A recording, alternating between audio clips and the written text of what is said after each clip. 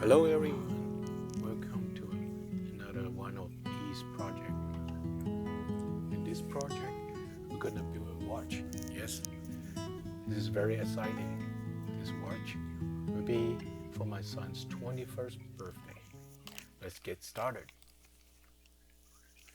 What is special about this watch is that it is a skeleton watch. Skeleton watch is something that you can see through,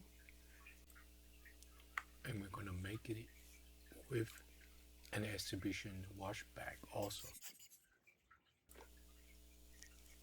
An exhibition watch bag means that you can see through the parts from the back of the watch. You can see that this movement is specifically built for skeleton watch. The movement itself is nicely polished and such that it's really meant to be seen from the watch.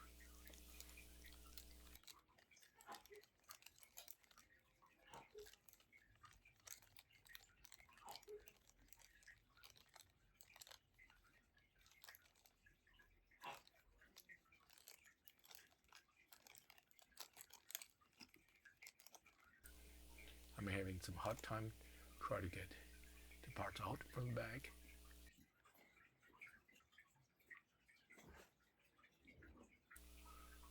Let's take a closer look on this beautiful movement. Apologize for the video quality. This is the first time I'm attempting to build this watch with this movement. Now, Seiko movements usually come with the spacer ring, but for NH70 as well as NH72, it doesn't come with the spacer ring, so you need to buy it separately and then try to attach it on yourself. This is also the first time I'm trying this, and you can see I'll be struggling a little bit on how to put this on.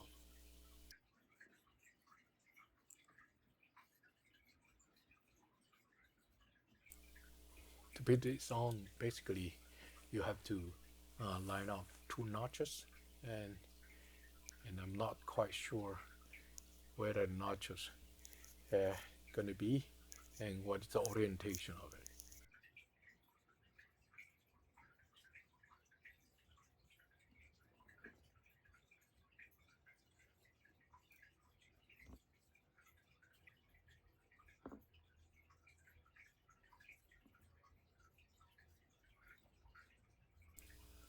At this point, I really don't have it attached. You can see.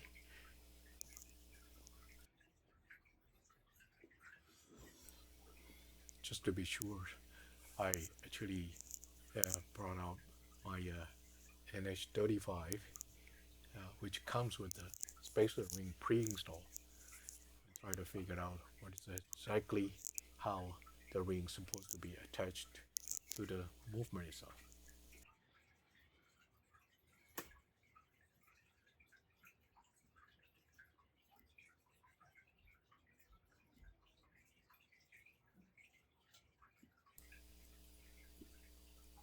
And you can see the click, and I finally got it, I think.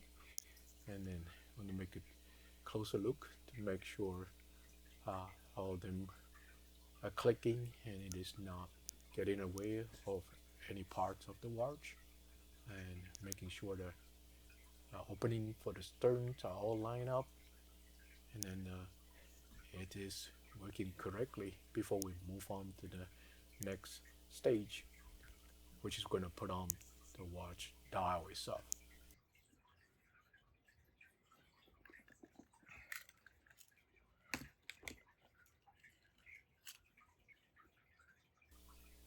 Okay, you can see I'm trying to double check again just to be sure. To match the skeleton build of the watch, I also got a dial which sit on top of the movement itself, and it's not going to try to cover out the watch entirely. The cutout of the dial itself matches the movement itself. I purchased this as a set, so it also comes with the hands, so that it all looks like a good looking dial with the hands together.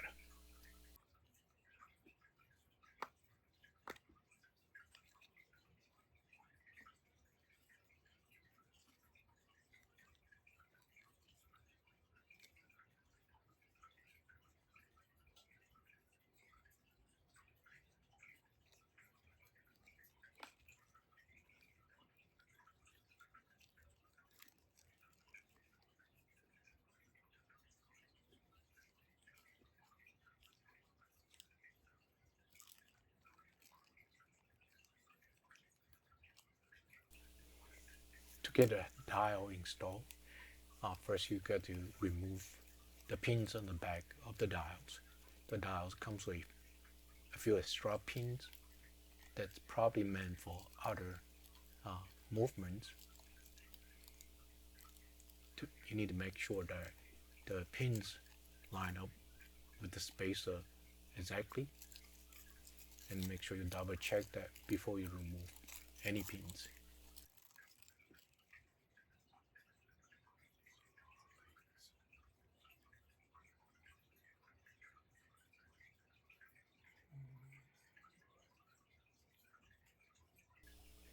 Here I'm trying to make sure the dial is lined out correctly.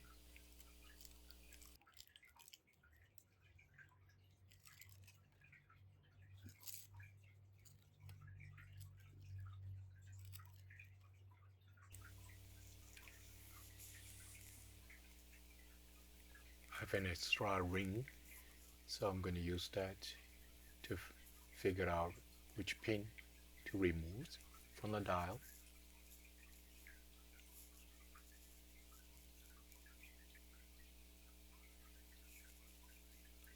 Now I'm using a pair of needle nose pliers to remove just the first set of pins, and I'm going to go double check that to make sure that I don't remove too many pins from here.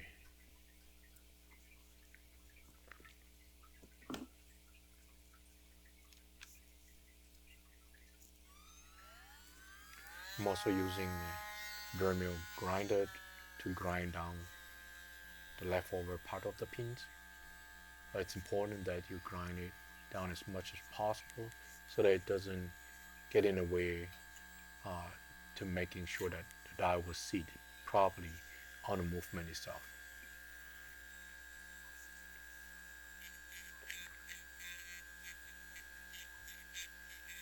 You need to be careful to make sure that you don't scratch the dial in any way.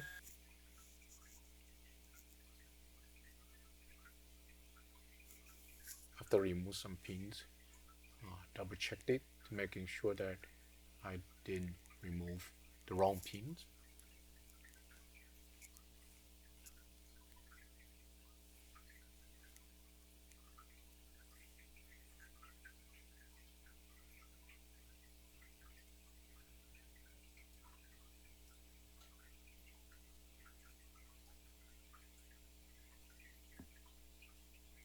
I've seen some people just use a nail clipper to remove it. You don't really need to have fancy needle nose plier to do that.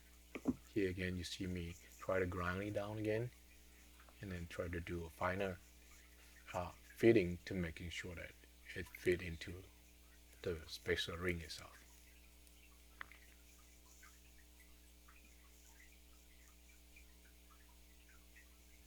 And here we are, you can see that. Try to attach the dial into the spacer ring.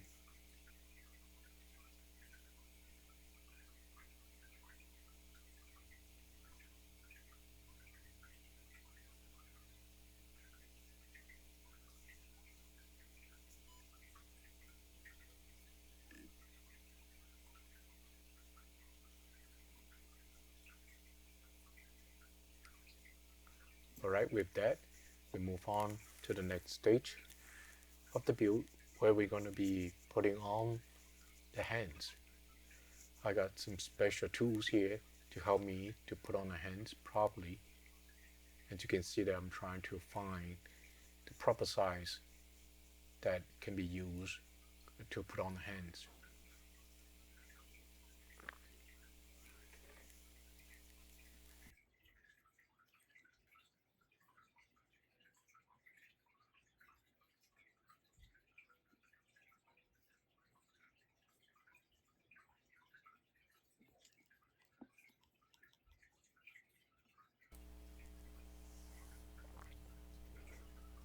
The first hand that you want to put on is the hour hand, and you're going to try to put it on at 12 o'clock. I'm also using the article here, which is a watchmaker's party. It can be used as an extended hand, such that you can use it to try to have a better control on the hands itself before you push it. Here you can see that I'm using the tool itself so that I can push in the hour hand straight into it. You only need a little bit of pressure to push it in. You don't need too much of it. But take your time and be very gentle with it, as the needle, the hand itself can break easily.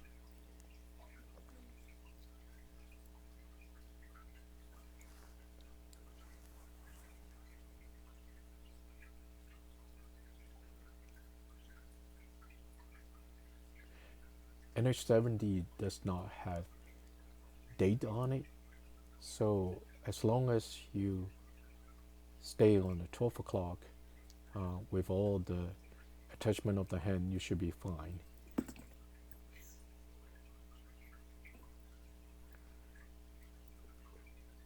After you put on the hands, it's important you check the clearance, making sure that it doesn't get in the way of the dial whatsoever. Oops. Yeah, I still try to learn how to use that tools. As you can see, later on I'm going to switch it back to use the round one.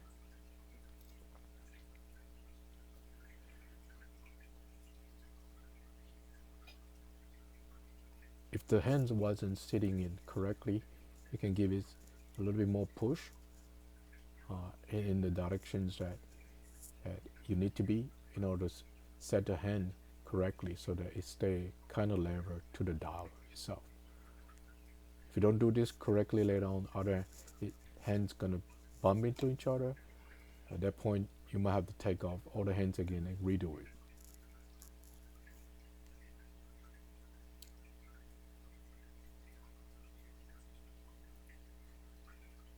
Alright, after you're happy that it's good, set the dial at 12 o'clock again. Now you can get ready to put on the minute hand. Here you can see I'm trying to attach the minute hand to the rodicle. So give me some leverage in moving it without scratching it or leaving some marks behind it.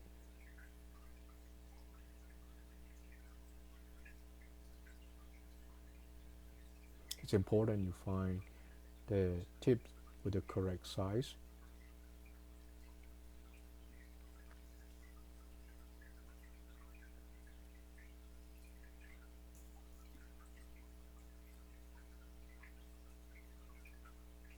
I usually just take the tip itself and then put over the part of the movement where I need to attach the hand to, making sure that it is not bigger than it needs to be.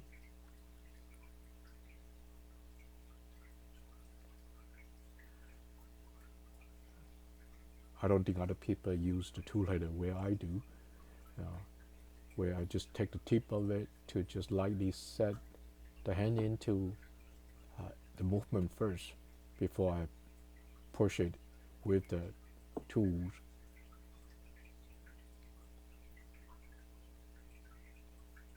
Again, be very gentle.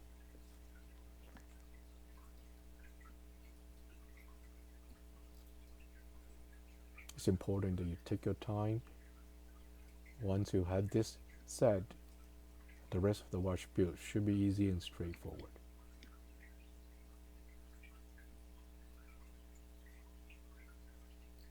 Alright, now the minute hand has kind of set in a little bit, I'm going to move it over to the press and try to press it down firmly. Again, be very gentle and take your time.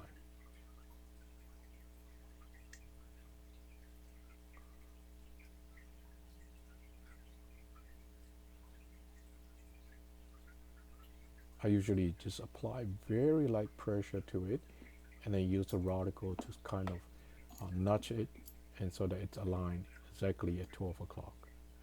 It'd be very annoying if your 12 o'clock don't line up together. It's very important that you get this correct at this point.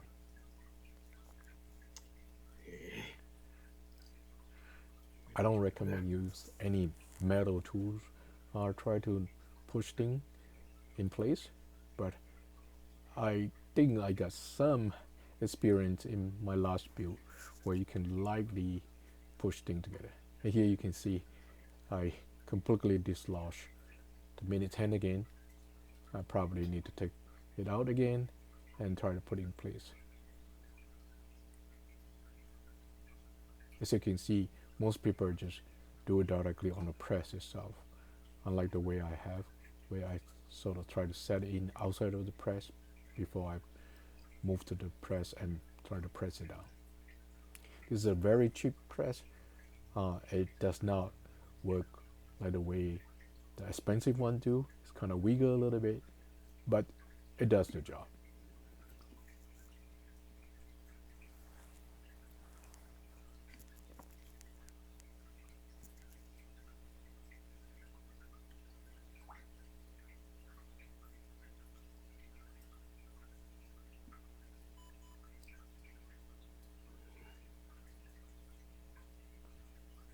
Okay, I think I got it in, but it's important to double check.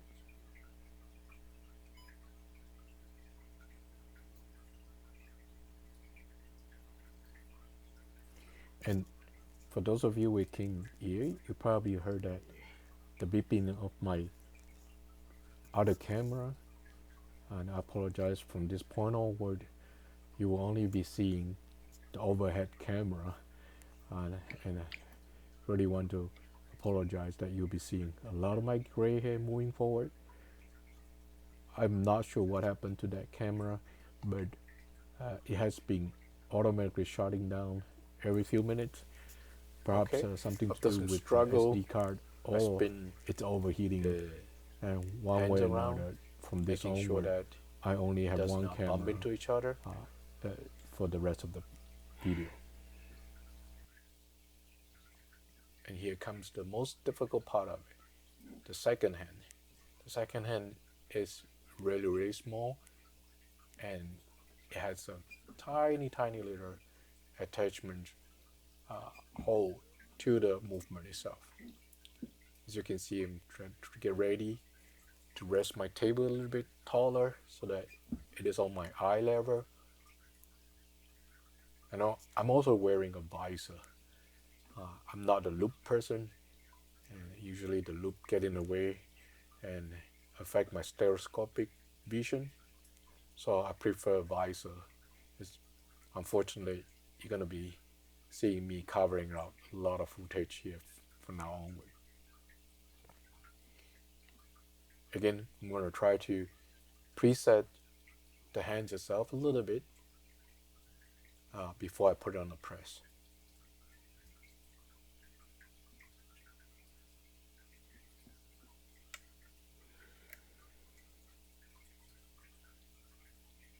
You cannot really rush on this, as the part itself is very delicate, and if you break it, you gotta wait for 2 more weeks for that AliExpress delivery.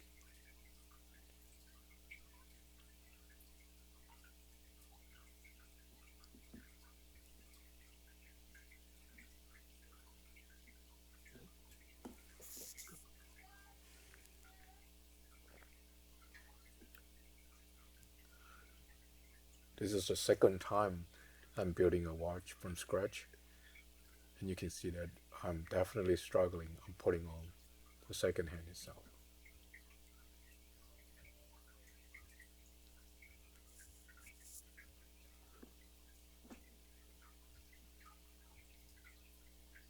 Then you're going to try to set the second hand itself at 12 o'clock so that everything line up at 12 o'clock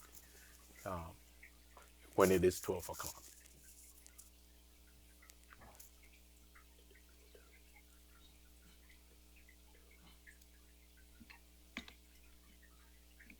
Here you can see that. I'm trying to put it back to the press and then to making sure that it is set in place correctly.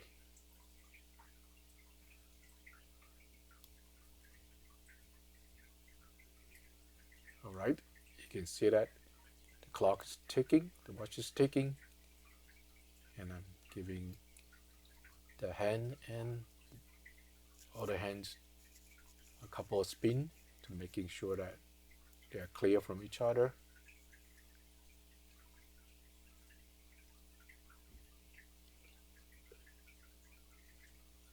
But if you don't make it correctly, it's not the end of the world.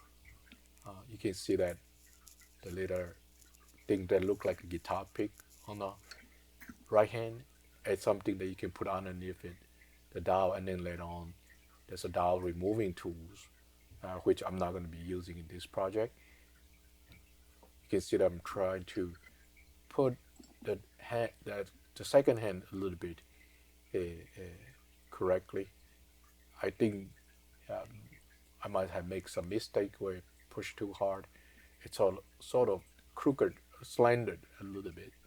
So I kind of gently using my tweezer to sort of push it back a little bit so that it's set correctly. Since the parts are very small, room for error is very little also.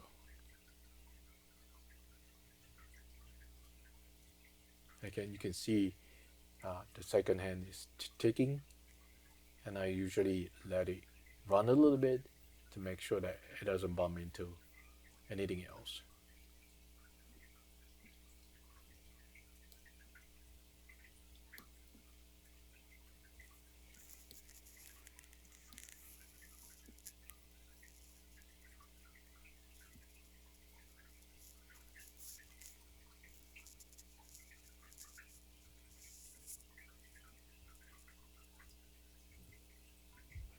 Give it a couple of spin and making sure that everything is in good order.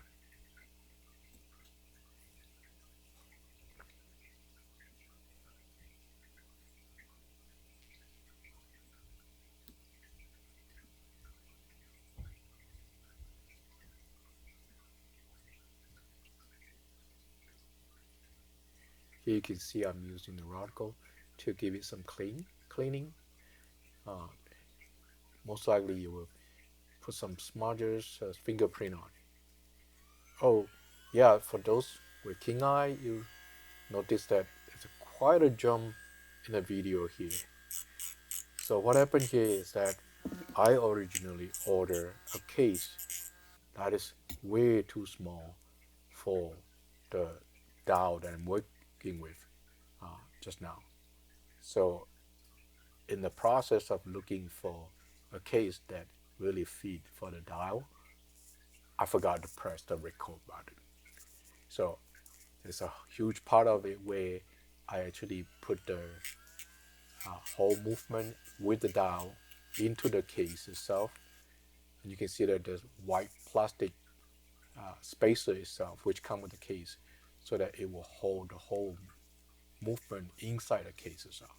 So what you're seeing here, I'm preparing for the stern to making sure the stern fit in there correctly. Cut it to the length, and then now I'm gonna making sure that the whole thing can be screwed into the case itself and it stay flush that way. Not only that, later on you can see I'm gonna try to unscrew that and making sure that it have enough clearance to wind the watch also.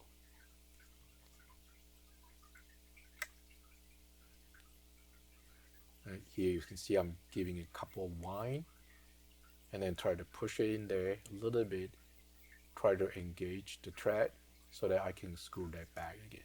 This is important. If you don't do it correctly, it might likely cause the watch to leak. Right?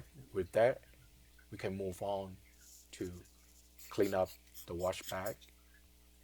As I've mentioned earlier, this is a exhibition wash case, so therefore it is clear at the back of it. Now I'm removing the rubber ring, and I'm going to put into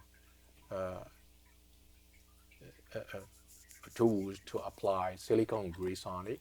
It's important that the rubber ring itself has some silicone coating on it to further help from preventing the moisture getting into the case itself.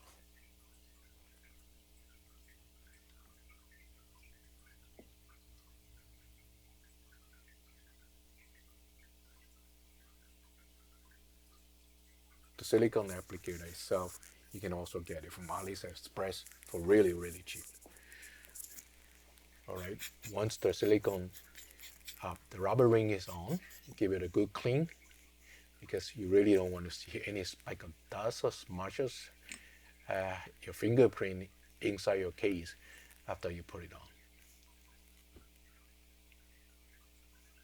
Here you can see that I'm using the lens pen to try to clean up as much as possible.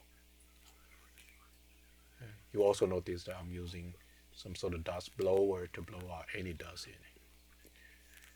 The case back of this case is actually not, it's tightened down using screws. So here you can see that I'm getting ready to put in the screws. There are quite a few of them in here in this particular case.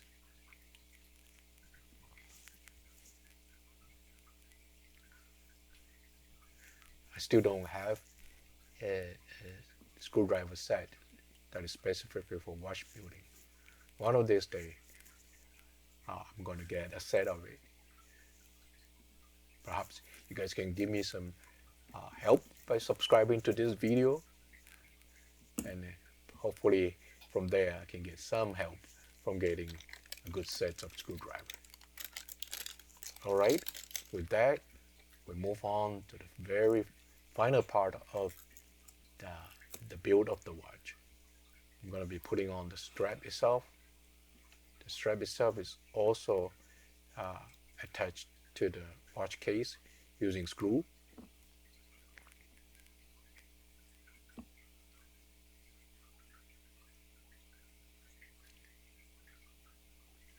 To be honest, I'm not a big fan of the screw attachment from the case to the strap.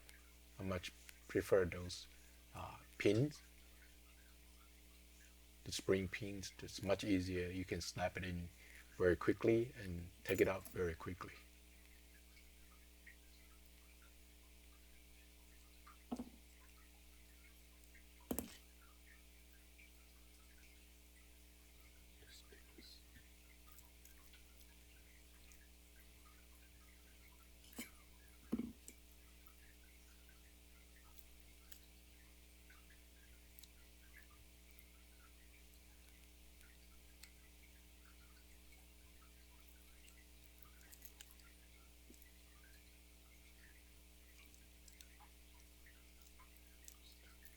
The strap itself comes with some plastic wrapping, and it will get in the way of your installation process. So try to peel it back as much as possible.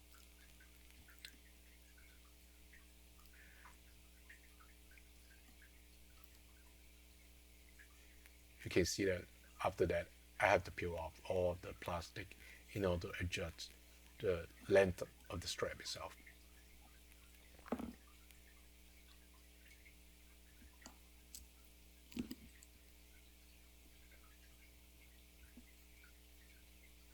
I think it's easier for you to just remove the plastic wrapping on the strap first, as it's kind of make the strap a little bit rigid to work with, too rigid to work with, perhaps.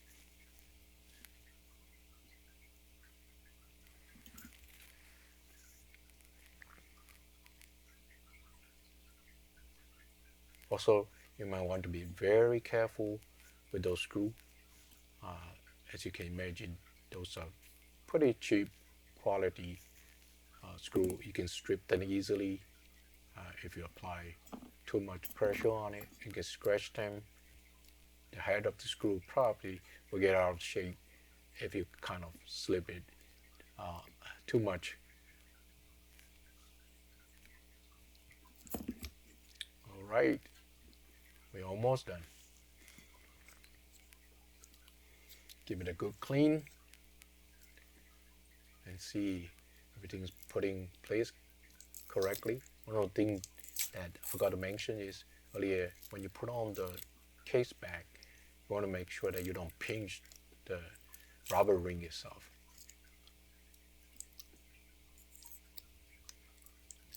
All right, you can see I'm trying to peel it back since this is way too rigid to actually try to wear it and see what is the proper adjustment for my wrist.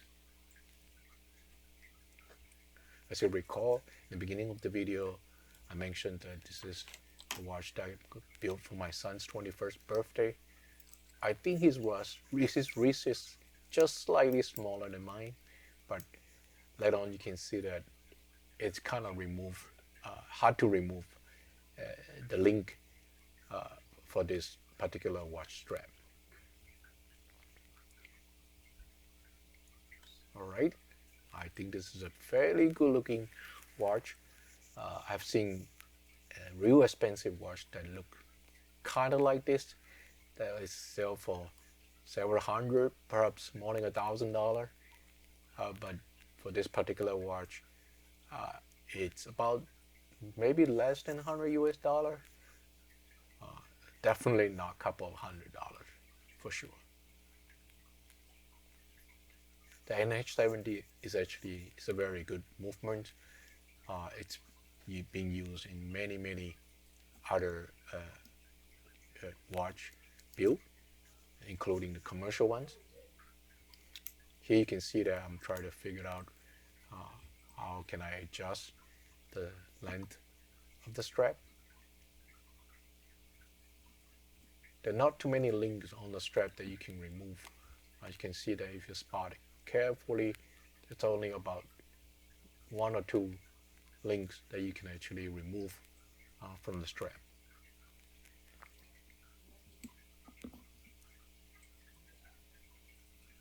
Again, they are attached to each other with screw. Not a big fan for sure.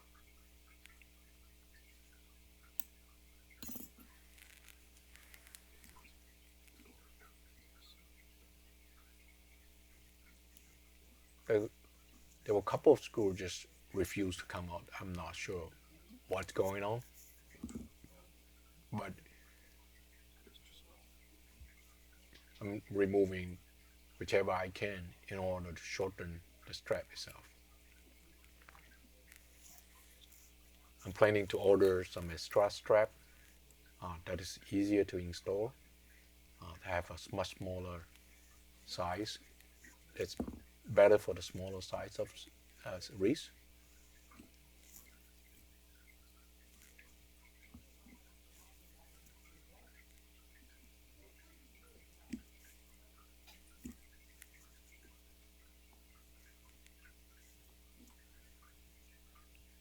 Right here you can see that I managed to remove one side of the link.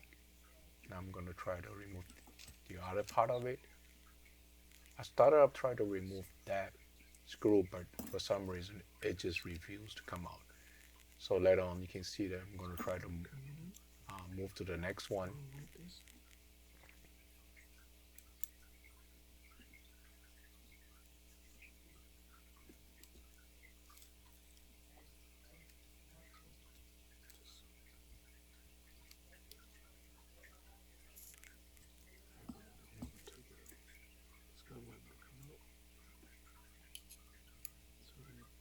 When you order parts from AliExpress, the price point and the quality make a big difference.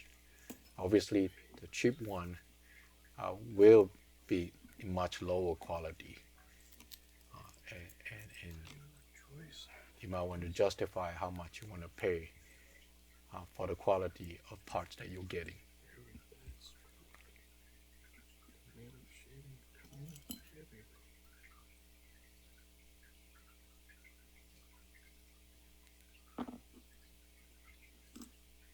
So right here you can see that I'm trying to put it back now after removing some of the links.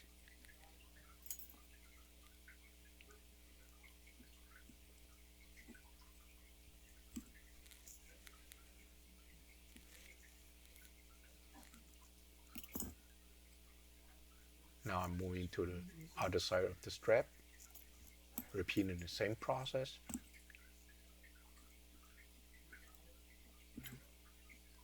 I can't quite remember. I think I'm having trouble on this side more than the other side.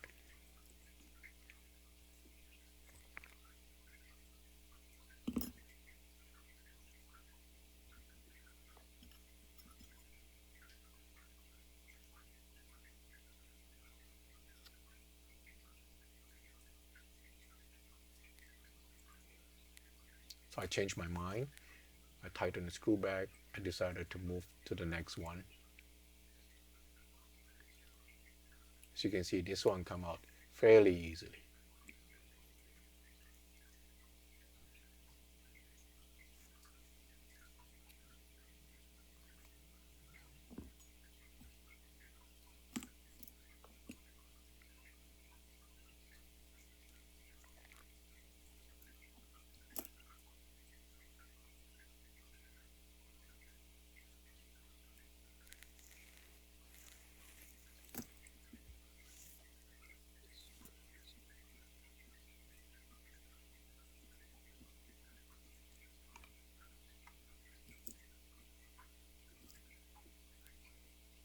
Sometimes the screw just refuses to come out for some reason.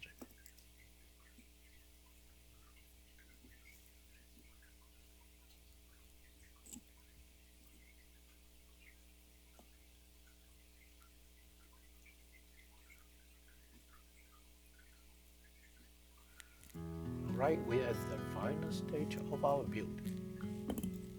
Don't forget to subscribe and comment. It'll be really helpful for me. This is going to be my second video that I've made for my YouTube channel called Ease Projects. In the future, we're going to share more projects with you. That's all for now.